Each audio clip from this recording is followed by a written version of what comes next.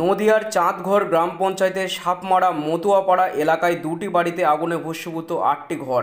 ঘটনাস্থলে কালীগঞ্জ থানার পুলিশ ও দমকলের একটি ইঞ্জিন পৌঁছায়। স্থানীয় সূত্রে জানা গিয়েছে, রান্নার আগুন থেকে ভস্মীভূত হয়ে যায় 8টি ঘর। বাড়ির মালিক নরেন মণ্ডল ও হরেন মণ্ডলের কয়েক লক্ষ টাকার ক্ষয়ক্ষতি হয়েছে বলে জানা গিয়েছে।